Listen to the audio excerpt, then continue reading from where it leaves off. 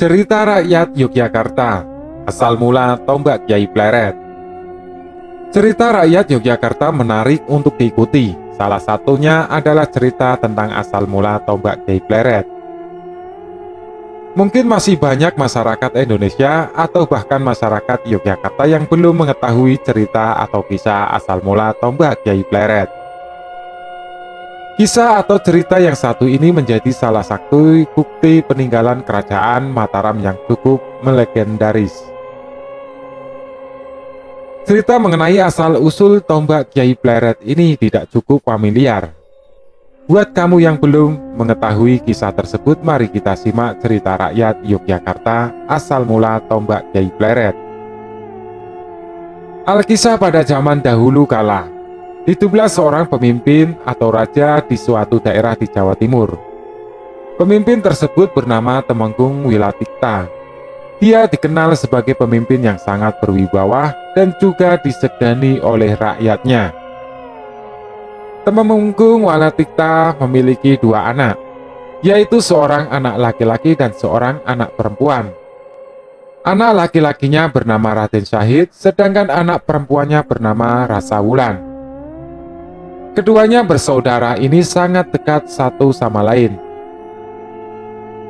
Pada suatu hari, Temenggung Wilatikta memanggil anak-anaknya.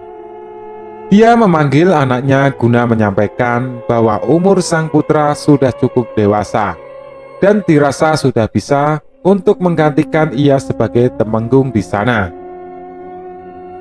Raden Syahid mendengar perkataan sang ayanda dengan seksama, ditemani oleh sang adik. Dia mendengarkan perkataan ayahnya dengan kepala tertunduk sebagai bentuk rasa hormat kepada sang ayah. Temenggung Wilatikta kemudian menyampaikan kepada Raden Syahid untuk segera menikah sebelum resmi menggantikan ayahnya sebagai Temenggung. Mendengar perkataan ayahnya tersebut, Raden Syahid hanya duduk termenung tanpa bisa menjawab apa-apa. Dalam sendiriannya, dia belum memiliki niat untuk menikah, namun ia juga tidak berani membantah perintah sang ayah. Temenggung Wilatikta yang melihat anak-anaknya hanya terdiam kemudian menanyakan apakah Raden Syahid menyanggupi atau menolak permintaannya. Raden Syahid menjelaskan bahwa dia tidak berniat untuk menolak, namun dia hanya masih pertimbangkan wanita mana yang pantas untuk dia nikahi, sehingga dia tidak bisa buru-buru menjawab permintaan sang ayah. Mendengar jawaban sang anak, Temenggung Wilatikta membiarkan anak laki-lakinya untuk berpikir terlebih dahulu. Setelah selesai dengan sang putra, giliran anak perempuannya, Rasa Wulan, yang diberikan wejangan dari sang ayah bahwa ia harus siap-siap apabila ada lamaran yang datang kepadanya. Rasa Wulan hanya mengangguk dan kemudian pamit meninggalkan sang ayah.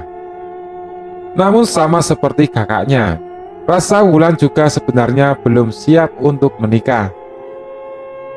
Tapi dia tidak berani menolak atau membantah perintah ayahnya. Pada malam harinya, Raden Syahid merasa gelisah dan tidak bisa tidur mengingat perkataan ayahnya. Karena tidak ingin dipaksa untuk menikah, Raden Syahid memutuskan untuk melarikan diri dari rumahnya. Kaburnya Raden Syahid tidak diketahui siapapun, kecuali Rasa Wulan yang mengetahui kamar kakaknya kosong. Dia merasa heran kenapa kakaknya kabur sendirian.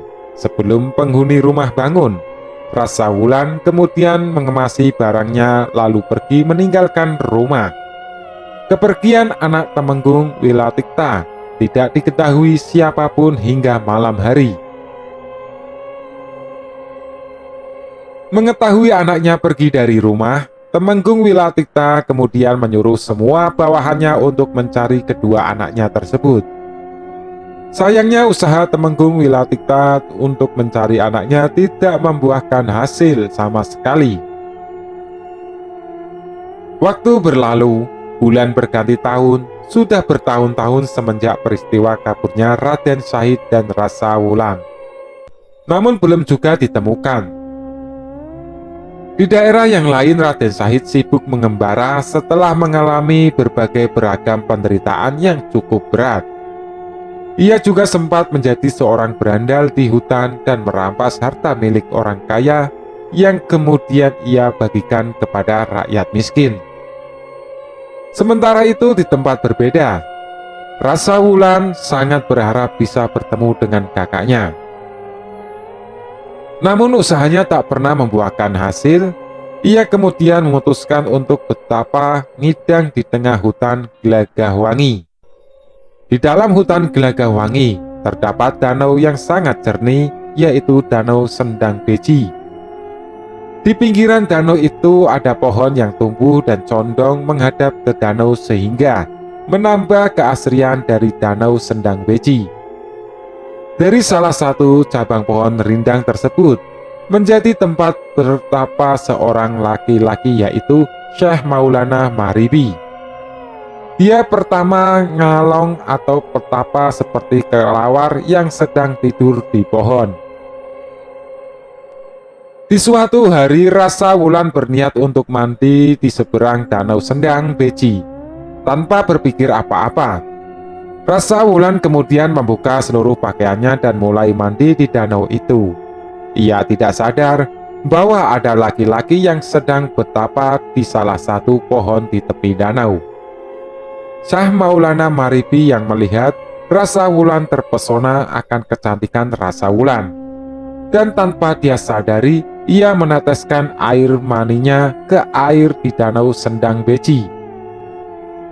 Saat Rasa Wulan menyiramkan air danau ke tubuhnya, tiba-tiba sayap perutnya berubah menjadi besar.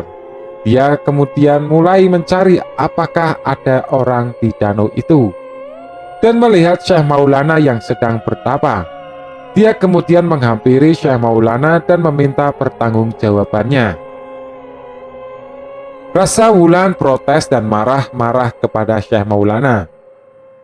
Awalnya Syekh Maulana mengelak akan tuduhan dari Rasa Wulan.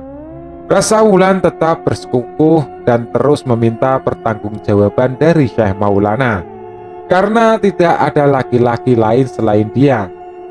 Syekh Maulana kemudian melepaskan kemaluannya lalu membuka sarung yang dia pakai untuk ditunjukkan kepada Rasa Wulan bahwa dia bukan laki-laki.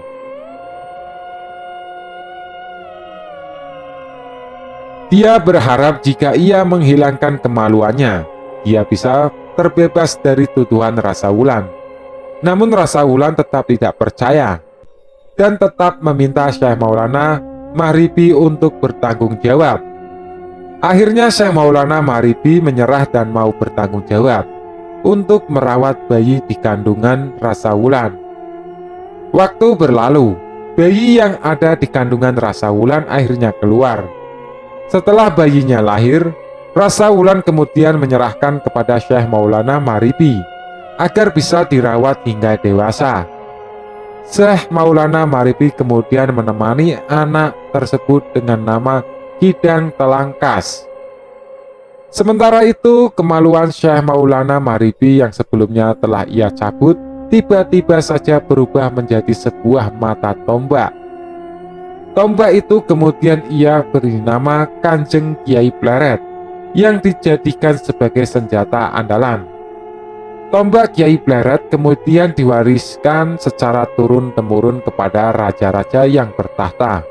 Saat ini tombak tersebut dianggap sebagai peninggalan senjata pusaka dari Kerajaan Mataram. Itulah tadi kisah atau cerita rakyat Yogyakarta. Asal mula tombak Kiai Pleret. Dari cerita tersebut, pelajaran yang bisa diambil yaitu berani berbuat, berani tanggung jawab. Pelajaran lain adalah jangan membantah perintah orang tua.